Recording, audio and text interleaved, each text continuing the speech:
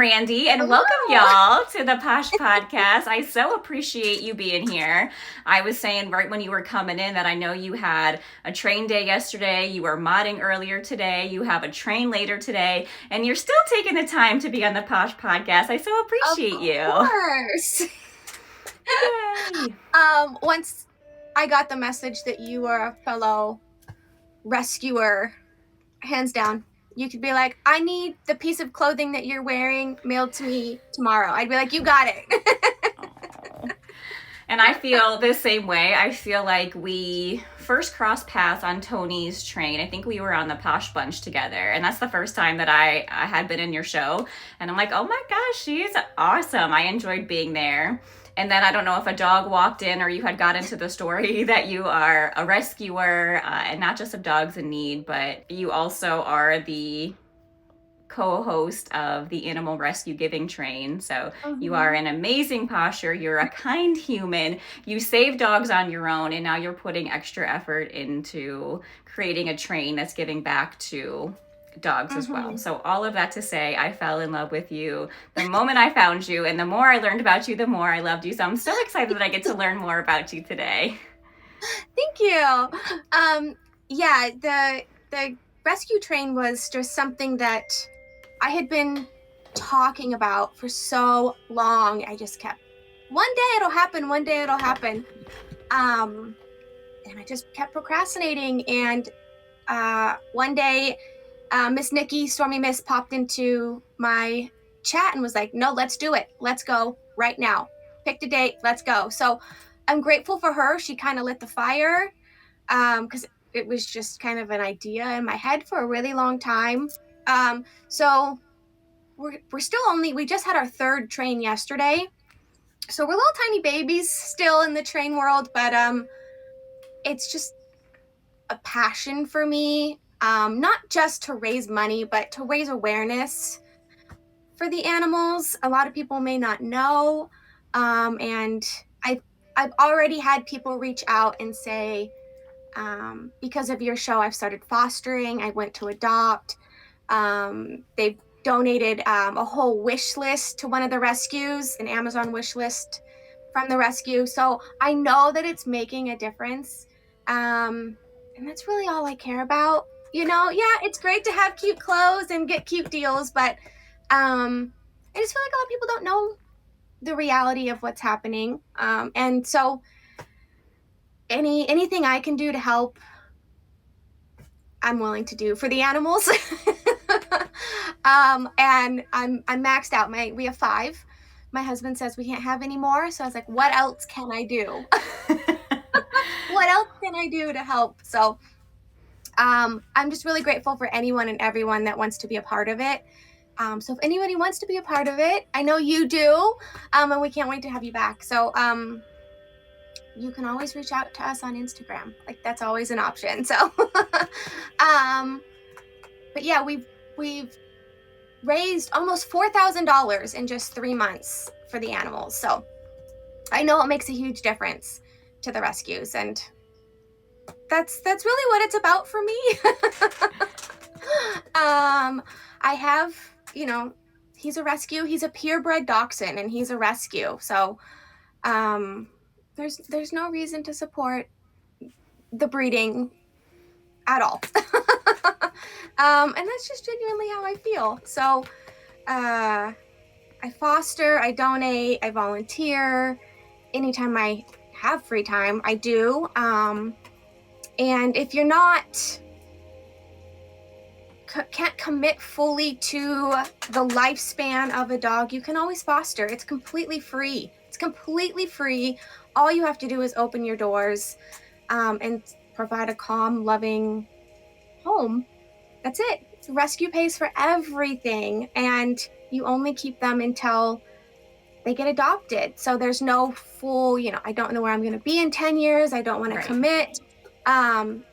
You can still help. You can still do your part. Well, I'm so glad you led with that, because I feel like this podcast is a little bit different because it is 2 parts. I want to know all about you and your Posh business, but also I think it's a platform that's unique in the fact that you are so entrenched in the community of animal rescue and fostering and whatnot. And so I'm really glad that you led with that, with both the animal rescue giving train, which I have been on, and you can give more information if you'd like, but they pick a different rescue every month. Every seller pledges to donate at least 10% of their sales, and then they also run auctions for pure donations, and the seller covers the platform fees and donates 100% of that. And so there has been $1,600 in money raised the first time, and then $1,500 raised, and they had another one yesterday. And so it's just such a wonderful giving thing to have here on Poshmark. But I think we can go into both of that by, like, you are busy in all of the things, busy in the dog rescue space and busy on Poshmark. So kind of help us peel back that curtain and tell us more about who is Randi when she's off Poshmark and, at home in her sweatpants and her glasses and with her dogs and her husband. That's basically all I do. It's me in a nutshell. Yeah. You just said all of it. Sweatpants, dogs, and coffee. Perfect. That's all I got.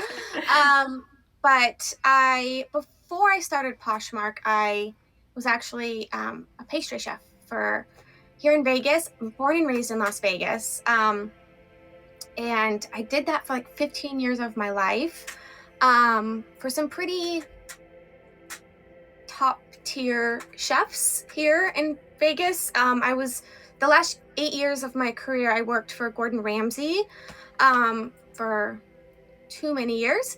But I honestly just wasn't happy in that field at all. It's not a very healthy environment to work in.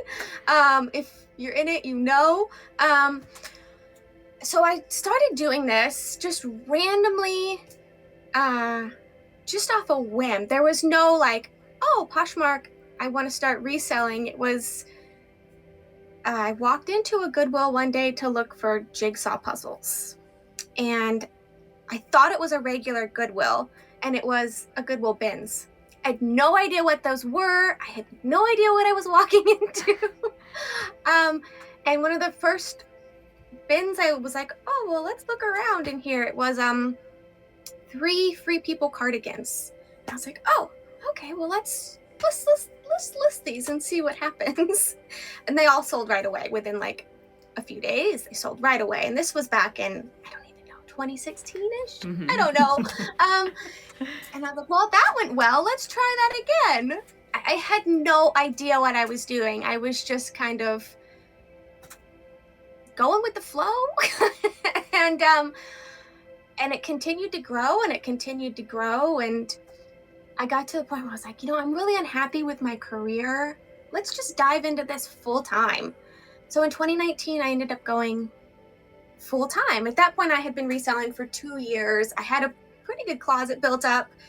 And then I just said, you know what? I quit. I'm out of here.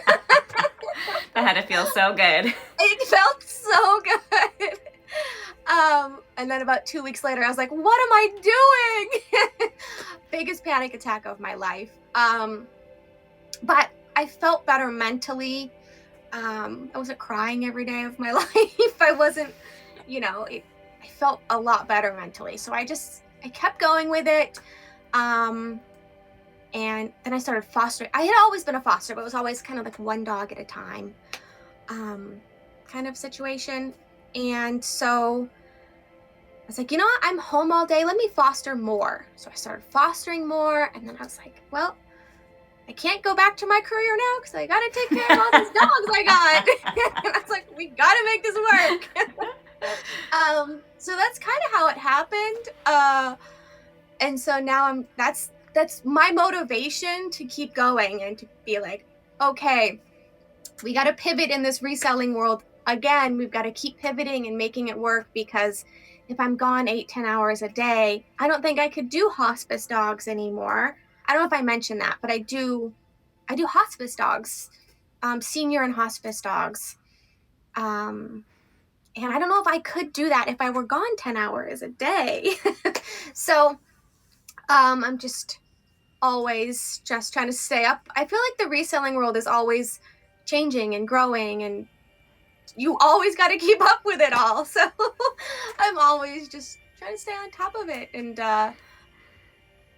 that's kind of where I am now. I don't do much. I love jigsaw puzzles. I love coffee and wine. I'm a basic white girl. I don't know what to tell you.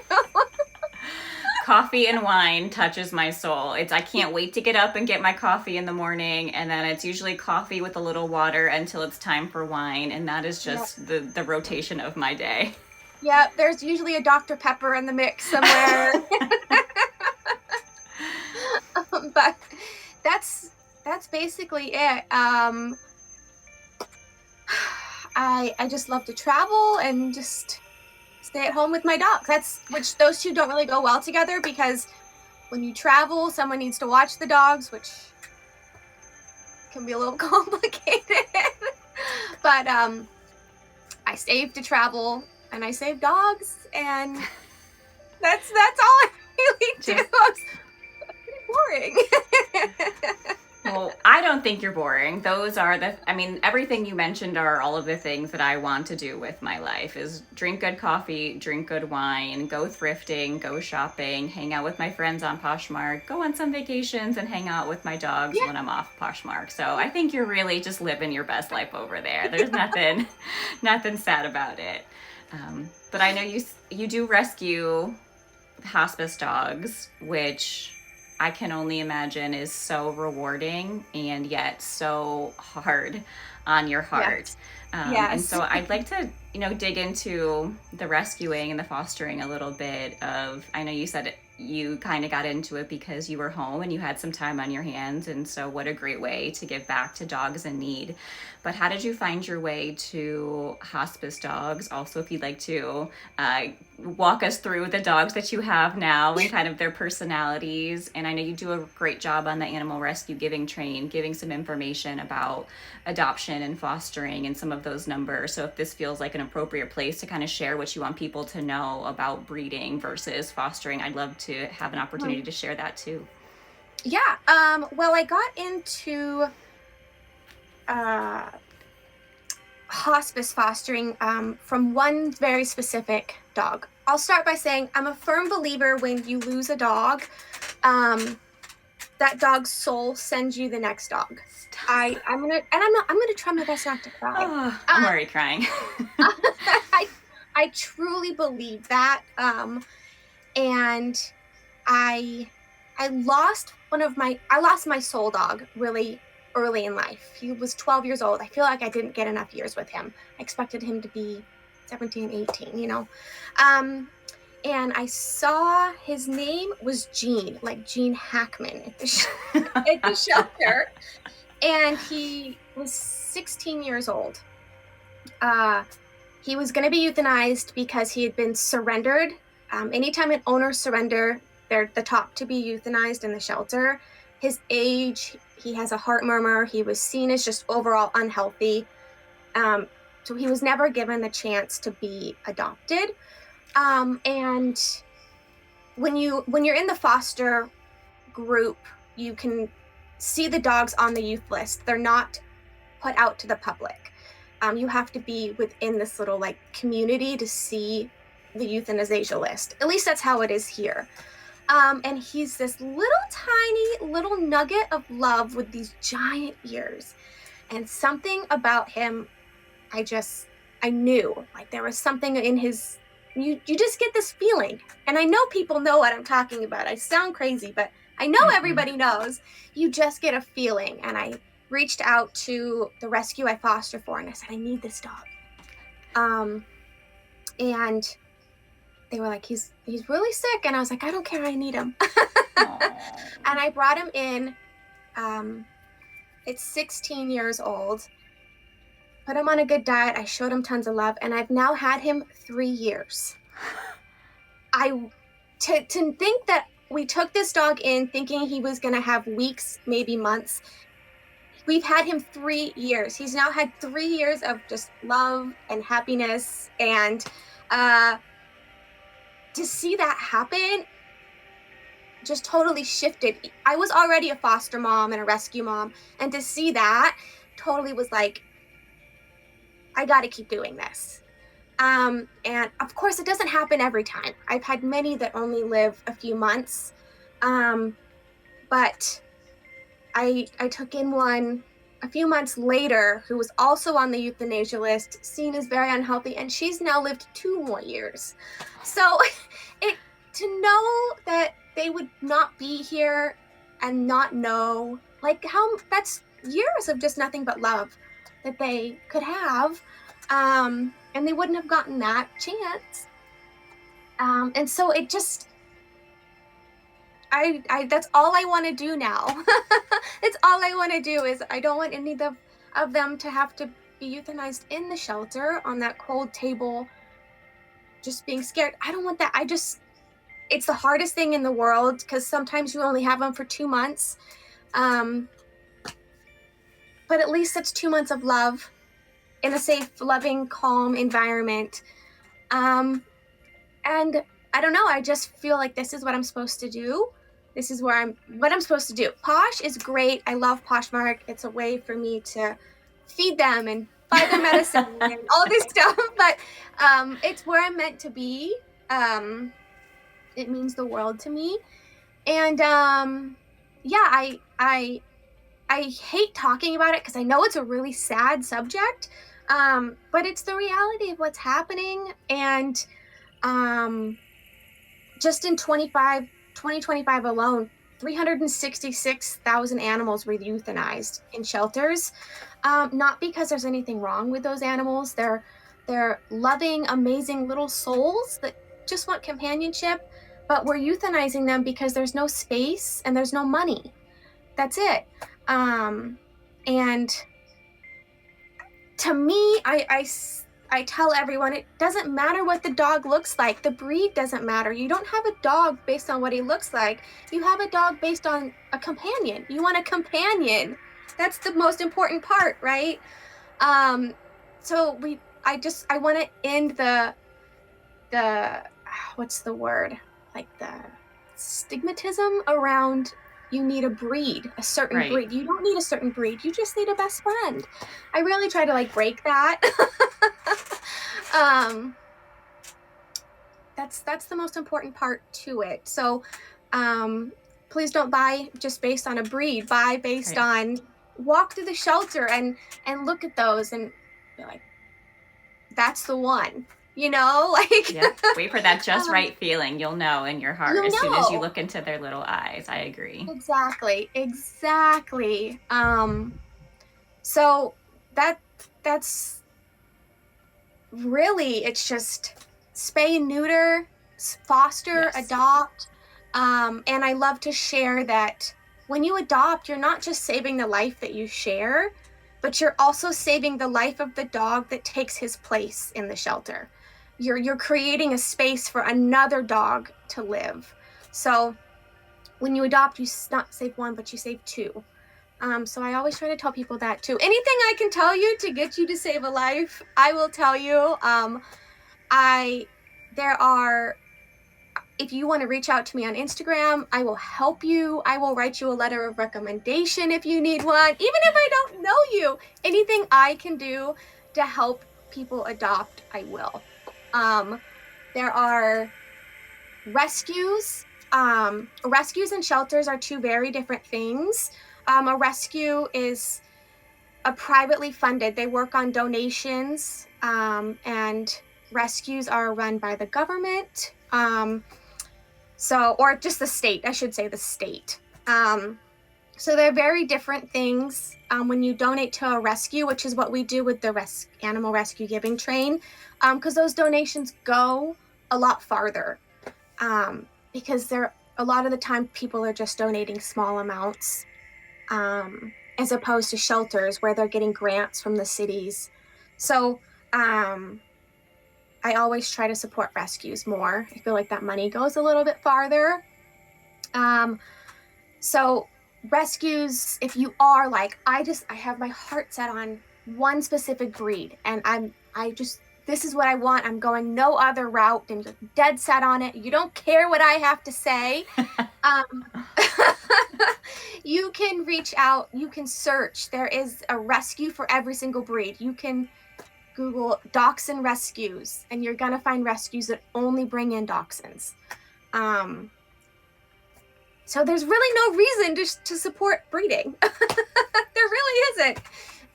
So that's just, you just have to do the extra 10 minutes to Google dachshund rescue or bulldog rescue or lab rescue. That's all you got to do is put in the extra few minutes to do the research and find the dog. That's it. That's it. And then at least you're doing the right thing, you know? Yeah. A lot of times we think, well, it's just one. There's millions out there. So me helping one, like, it's not going to change anything. But like Randi said, even for the dog she's had for a month or two, you are everything to that dog for the remainder of their life or the remainder of the time that they have with you until they can find a foster. And that will mean more to the dog than they can ever show you in return. And hopefully that can fill your heart a little bit as well. Yeah. Yeah. I know it's super cheesy and super generic and Pinterest, but you are changing the life of that one dog. You know, what's this cheesy little saying? You're not changing the world, but you're changing the life of that. You know the saying. Yeah, the one I'm thinking of is like a dog is with you for a part of your life, or your dog's like a special part of your life, but to them, you're their whole life because you're their whole life. You're everything to them, and they appreciate you. Yes, and it's better for a lot of dogs get like dropped off at the shelter because people will say they just don't have the time. And I'm like, your dog would rather sit at home 12 hours a day and get 10 minutes with you than sit in the shelter. Like, that's if you put a camera up in your house, you're going to guarantee that dog sleeps. The whole 12 hours you're gone. The rescue dogs are just so special. And I know you said 5 living with you now. Maybe we can help talk your husband into 6 or 7, but you have 5 with you now. Tell us the babies that you have with you now. Well, I will start off with the infamous Bill. Yes, I saw a lot about Bill. Everyone's waiting to hear or see Bill. Yes. I don't know where he is now, but he's like the Posh mascot. I swear. He's in every show. Everybody seems to just, where's Bill? Billy Bob Thornton, BBT, whatever we call him. I did not name him Bill. That's what his name came with. But we don't know where he came from. He was surrendered early 2025. He was put in 3 different foster homes. So he was in his home. He was in 3 different foster homes. Wasn't adjusting well to any of them. We don't know why. But every foster home he was in, they were like, we can't keep him. He's just not doing well in our home. To the point where the rescue decided just to board him in a vet's office. And early 2025, we lost our pitty, Nero. And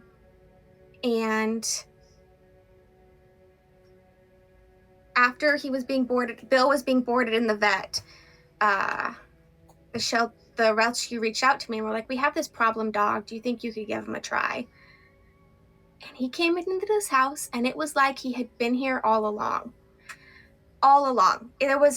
Normally there's like a 7-day period where I keep them separate and I give one dog time to decompress before we let them. He didn't need that. He jumped right on the couch, laid right down like he had been here all along. And the more we watched him and the more we got, I'm not going to cry. The more we saw his little character traits, he's a mini, he's the same color, but just as like our Nero was, he does all these little silly things that the dog we had just lost did. And we just realized that he was in all those homes not doing well because he was meant to be here the whole time. He's just the silliest little, I call him my crackhead baby. Because Just the goofiest thing. Dual conversation here, because yes, Randi is a fabulous Posh seller who we have learned a lot about, and we will learn more about, but also we really connected on both being adoptive mamas. She's a foster mama and really just loving animals to our core. So I wanted to make sure that she had a platform to talk about her rescues, talk about adoption, talk about fostering, talk about the shelters and all of that. So it might be a little different conversation than we normally have, but this is so important. And we talked a little bit about your Instagram too. And I know you were saying, like, you know, the surrendering part is hard and the euthanasia part is hard. But what I really think is important is that when things like that hit you hard, don't turn it off because it's uncomfortable. I think like really try to sit with it and understand why it's hard and why that's upsetting you and how you can help. Whether that is, like you were saying earlier, buy something from their Amazon wish list, send them a $10 donation, share out their social media. So if you can't foster right now, somebody else might be able to. If something is making you feel uncomfortable, because I want to swipe it away every time before I cry, especially when they say like this dog is being surrendered for X, Y, and Z. But instead of doing that, perhaps figure out a way that you can take that control and maybe help a dog in need. So feel free to chat on that. And then I would love to hear you continue your walk through the little dog horde that you have there. So we met Bill, and I know Bill is the perfect addition to your family. Who else do you have hanging out with you over there? Well, you saw Huntley. He is a purebred dachshund. He was just found as a stray. He was in another foster home. I was at a foster event, and I was like, he's mine. So he didn't make it to being available for adoption. I had first dibs, and I was like, he's mine. And I took him home that day. But I've had him for 10 years. He's getting all gray now. I have Oliver, who's the shyest dog. You rarely see him in here. He's a little white scruffy terrier mix. I adopted him 15 years ago, so he's getting pretty old. I adopted him as a puppy. So I've had him for years and years and years, but you open a garbage bag and he's scared. So he lives on the couch. He makes a little home behind the pillows. In the couch, and that's where he lives, and that's okay. We've got Sasha, who again we brought in as a hospice dog, expecting to just have her for a few months. She's now lived 2 years, but she was surrendered at like 14 or 15. And I truly believe that a senior citizen surrendered her. Maybe for whatever reason, because she was surrendered right out of the groomer's office with a bow on her neck. So she was sparkling clean, brand new. I know. I really think someone she was 15. I don't know. I'm just guessing. But she is deaf, blind. She has like masses on her belly, and she's got dementia. So she was seen as unadoptable, and I said, not for me. Not for me. She's a purebred Cocker Spaniel, and she's just like a ball of cuddly fluff. She's the sweetest little thing, but all day long you'll hear dunk, dunk, dunk, like all around my house, because she walks into the walls all day long. So that's all she does. And then she'll circle. She has really bad dementia, just like people, but she circles and she gets lost, and you just got to kind of comfort her through it. But it doesn't mean she doesn't deserve love until her very last day. It was so funny. I took her to the vet the other day, and she came to me with all this blood work that was just off the charts. Like, she needs special food, she needs liver failure pills or whatever it was, and I just feed her a healthy diet. I took her to the vet a couple weeks ago, and the vet was like, her blood work is perfect. They they just need a healthy diet and some love, and they live a lot longer. Is that everyone?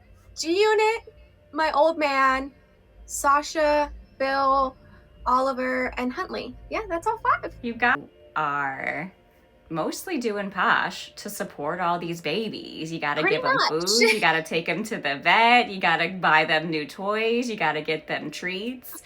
And so you had said, you left your pastry chef career because Poshmark was a fruitful business for you. And you continue to do Poshmark because you got the dogs and you got to support the dogs. So you can't stop. When did you get into live shows? What was that transition from listing in your closet into live shows? I was actually doing lives on another platform of which we will not speak of before Poshmark did lives. I was over there and Poshmark opened up the opportunity. I was in the beta for it, actually. Oh, wow. So it's been like 3 years of doing lives. I've had a couple like schedule changes throughout. As the time goes by, things change. And I used to go live every Sunday morning during the whole beta process, and we switched to nights. I remember thinking at nighttime that it was only the big sellers that went on at night. I was so intimidated by the nighttime crew. I still am. It took me a long time to work up the courage to go live at night. I finally did like a year and a half into doing lives. So I've been at it a long time, and I got to the point where I literally had no listings in my closet. It was all live shows. I was fully dedicated to lives. And then just this past 6 months, I've been like, let's get back into listing again. So I'm slowly trying to build my closet back up and list like 10 items a day. But for a while I was doing I just genuinely want to be a good person. That's all I really care about in life. I used to donate every purchase of $15, you would also donate socks to a women's shelter here. I did that for like 2 years. And then I would do like clothing donations to that same women's shelter. Do the fundraising.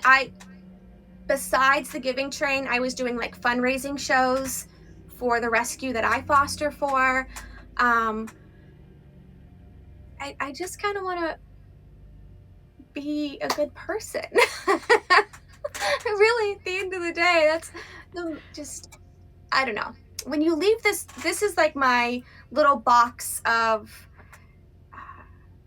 reality is outside this wall, like outside this door. This is my little room of escapism, I guess you would call it. Like none of that matters in this room. All we need to focus on is selling. But outside those walls, the world is kind of a big, scary place. And I just want to make it a little bit better. Just like this much better. So, if, someone reached out to me and was like, I really need help with this, and I would do everything I could to help. That's really, and I know you had touched on social media, and social media is hard. I think I just came off a little bit of like a mental health break from social media because, again, like you see all the sad videos and the poshers that I'll post about how successful they're being and just the world, and I needed a little bit of a mental health break from it all. So I disappeared for a couple weeks. And people come at me and say, why do you post these sad videos? And I've had people say that to me, like, you should stop posting these videos. And I'm like, that will never happen. That will never happen. You need to see this. Like, you need to pay attention. You can't just turn your blind eye and then pretend it doesn't exist.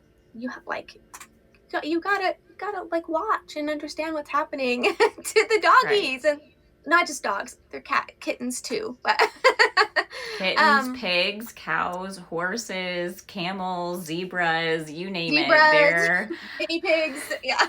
Yeah. But I mean, I agree with that. You don't maybe have to watch it if it's distressing to you, but you have to be knowledgeable about it. And if you see it and it doesn't affect you and you don't want to do anything to help, that is totally based, that's up to you, your prerogative. But I think you're doing a really great job just getting information out there so people have accurate information, because you can't make the right choice unless you have all of the information. And we all have agency over our own decisions. We are all adults. I don't have to tell you what you should and should not post. I have to decide what is important for me to consume. And so, you had said, just want to be a good person. I don't know if I've met a better person, Randi, with people who are giving their time, their money, their love, their energy to dogs. And then I didn't know you used to do giving shows to women's shelter as well. Someone who thinks about another being or another person is just a different sort of human. Somebody who puts their time, their money, their effort, their love into another person or another thing. It is above and beyond. So I hope you can lay your head on the pillow most nights, hopefully next to all those babies, and just know like you did enough today. Thank you. Thank you. Welcome. I think it comes from a place of not gonna cry. Your makeup is all done for the show. Woo. I know, we're not gonna cry. I do have waterproof mascara on today. Being on the other side of it, being put down and bullied in a sense, I never want anyone to feel that way, ever. I never want, I saw my mom struggle growing up, and I know what that felt like for her, and I never want anyone to feel that way. And I think that where it stems from, like, I know what it feels like. And I never want anyone to feel that way, ever. So I can't prevent it. I can't stop it from happening for everybody, but if I can just do a little bit here and there, just go out and tell the lady at the checkout stand that her hair looks amazing today, instead of just ignoring her hello.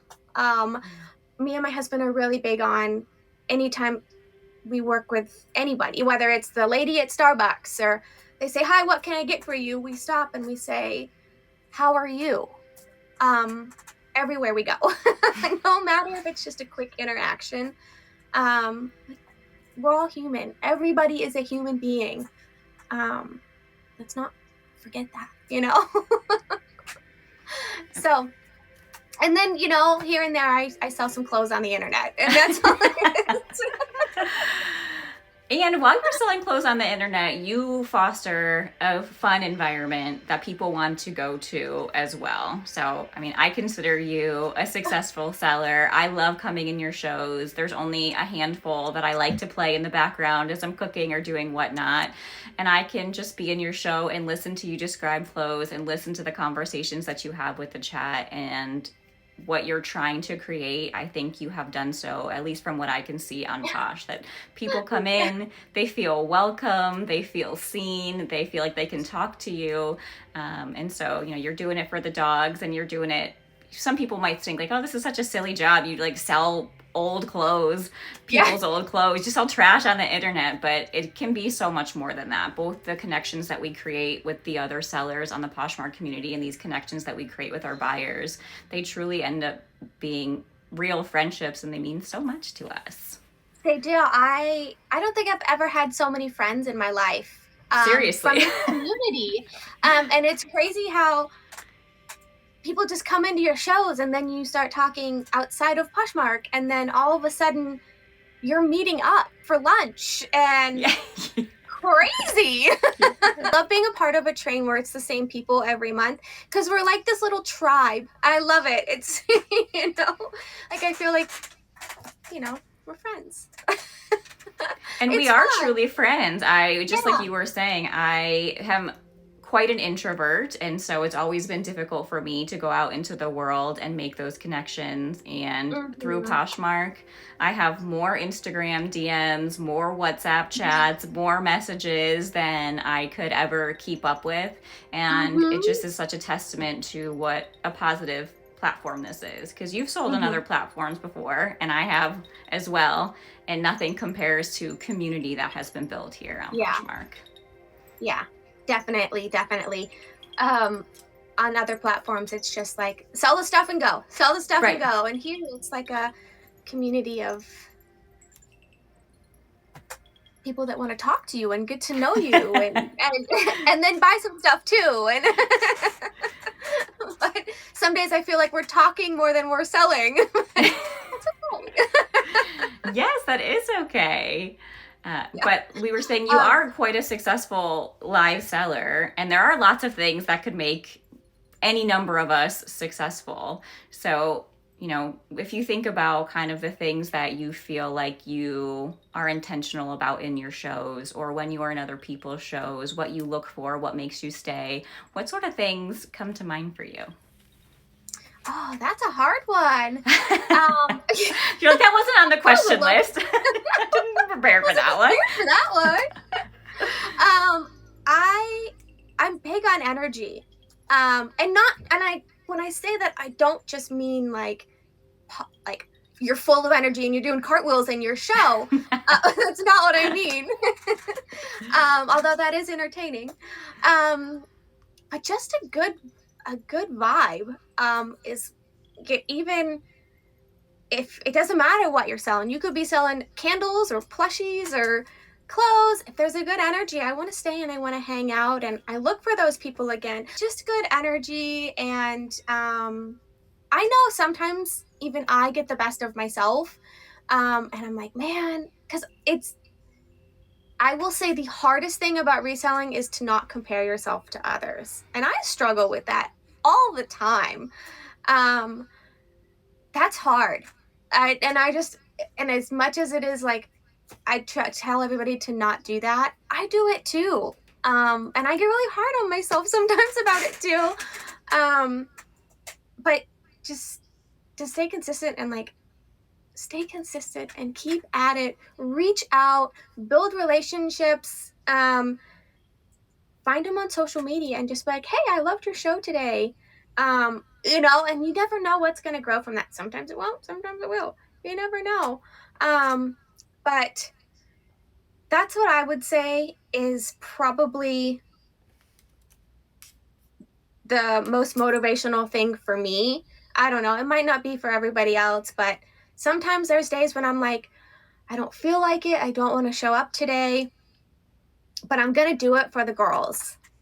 And I show up for them, and then I leave the show and I feel 1,000 times better. Even if I only sell like 10 things, I leave the show and I feel 100 times better. So I feel like that's the biggest thing about being successful is to just show up. Just show up, just do it. Just forget how you feel. Shut the door, close off the world, and just do it. But that's not all the time. Sometimes I get off the show and I just want to cry. But that's the hardest part. And I think if you, without forgetting like how much money you make, to me being successful in this is to show up for everyone and forget about making money. Just show up. To me, that's what it means to be successful. Someone needs to remind me of that when I show up. But that's how I feel. And a lot of the times is just set a goal for yourself, but don't overachieve, because then you're going to be hard on yourself. These are the things I tell myself. Set a realistic goal, and just look at success that way, and be kind to the people in your shows. Get to know them outside of Poshmark. And that is such sage advice. We've been talking a lot, I think, just in our community lately about comparison and what we're sharing and how we're presenting ourselves and in what light. Mm-hmm. And I think the most motivating thing you said is like, if you hit go live, you've already been successful, because that is the hardest 100%. part, is just taking the jump and getting on the screen, because it's scary to leave your fate in the hands of others. We have no control over who's in the room, what they're going to say, what they're going to buy, if they're going to stay. So we will never know if our time was quote unquote worth it until the show is over. And the only way we'll know is hindsight. So anytime you hit go live and you take that leap of faith, you are hugely successful already. Yes. And my success and your success could be two completely different things. So, it's kind of a tricky question. Like, what does success mean? To me, it just means I showed up today. I didn't just put on my pajamas and be a bum on the couch today. So that's all it means to me. Because that's really, when you make your own schedule and you work for yourself, sometimes that couch really calls your name. And you got to battle with the couch sometimes. No, you're not winning today. So mine would be the dogs. It's always so hard to just walk away and leave the dogs. That's why we got to bring them in here with us sometimes. Yeah. I'm like, well, do I want to spend 5 hours on a live show, or do I want to just snuggle with my pups? And that's why they're in here. That's why they're part of it. When I first started doing lives, I used to shut the door and be like, no, I don't want people to think. Right. I used to think people would judge me for having dogs in the room. And then I was like, you know what? No, they're my family. They're part of this process. And, when there are times I pop into shows and, we have moms on here that are momming and trying to build a business and be successful. And I'm in here like, go her. Like, she is doing all of this. I am not judging her in any way. Why would people judge me for having my kids in the room too? So, and it just clicked one day and I was like, you know what? No. And if they're going to judge me, they're not my people. Yeah. That's true. Judgment says so much more about the person who holds it and passes it than the person that they're passing it on. Because again, we all have agency over the decisions that we want to make. The decisions that I make for me in my life and my business might not be the same as yours. That doesn't make either one right or wrong. It just means that they're separate. And if you don't like it, you have the agency to swipe out, to unfollow, to block. It doesn't mean that you need to change anything about yourself because somebody else finds it uncomfortable. Y'all can 100%. Just hit the road. But again, what a testament to the beauty of Poshmark and live shows and connection, that you are on the opposite side of the country as me, and we can still have this really organic and authentic friendship. 100%. I couldn't agree anymore. So many people that it's just an immediate like, okay, we're cool. Yeah. Yeah, you find your people. And that's the other thing I think that I've learned very much through these podcasts, is that when we start, we try to be everything for everyone because we were just desperate to get people in the room and to sell anything for any amount of money. And if you just really stand in your own space and just be truly authentically you, maybe that growth will be a little bit slower. It might not be, but at least you are attracting the people who are meant to be with you, and they're going to stick by you your entire growth, and you're only going to shine brighter and attract more people to you. Yeah, I agree. I'm so grateful for every I don't even want to call them shoppers. Every girl that makes the time a point to remember my schedule and show up. I am so grateful for every single one of those people. They're all just, and I love getting to know their stories, and, the girls that send me pictures of their horses and sweaters, and I love it. Gosh. I love it. I love them all so much. And there's a lot of times when most shows, I only get 30 people, 40 people, on a good day, 50. But those are my girls. They're my girls. And 90% of them I speak to outside of Poshmark, and they get me. And I'm grateful for that. Yeah, they're your people. I'm very much like, I'm really introverted and I'm really awkward, and I'm not going to pretend to not be. I am myself, and I'm not going to try to be anything else. So if it's not for you, that's okay. We talked a little bit about your past and your journey, a lot about your journey onto Poshmark and reselling, and a lot about dogs, which I loved. Is there anything we didn't get to organically that feels really important for you to say, or is there any message that you're like, yes, I needed to tell people this? Well, you know what I'm going to say. Foster, adopt, volunteer, donate, and just come shop the rescue train. We just did it yesterday, so we're not back on till April 11th. But that's really the biggest thing, because I would love the train to grow, just to help spread awareness, and for the girls that are on the train too. Just for those girls, I would love the train to grow. And yeah, that's it. Just foster, adopt, be a good human. That's all I got. Yes, and like she said, there's so many ways that you can help, whether that's a monetary donation, a donation of your time, being able to foster sharing their stuff out on social media so other people who maybe didn't find them could help. And there's going to be a rescue probably in every town, in every state, in the whole country. So there's always a place that you can go to who is going to be in need of something, whether that's money or supplies or time or just help. There's one anywhere. And if you don't know of one and you want help, reach out to Randi, reach out to myself. We will get you connected in any way that we can. Yes, 100%.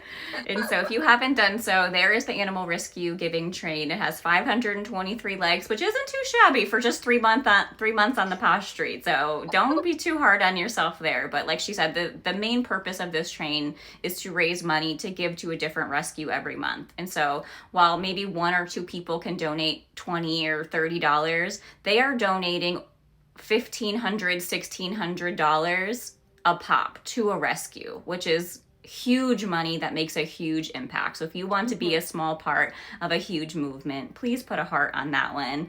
And while we're in the tray here, put a heart on Randi's flyer so you know when she goes live. And then tell us all the places we can find you one more time, your regular shows, and then some of the train shows you got coming up. Oh, so I go live every Monday and Thursday at 6 p.m. I was at 4, but I just went to 6 p.m. So I'm a little bit later now. Every Monday and Thursday. We are on the Rack Pack today at 5 p.m. specific time. Let's make sure we stop. Always specific time. I am in Las Vegas. So there's that. My calendar is next Saturday, the 28th, we're on Cozy Cortland's Rando Fest. So we sell anything but clothes, which is really, really exciting. And the 31st, we're on Tony Middle Sisters pool themed train show. So all kinds of stuff for the pool, which I've been accumulating for. So yeah, total opposites, all pool clothes and everything random. So and she's got it all for you. Yeah.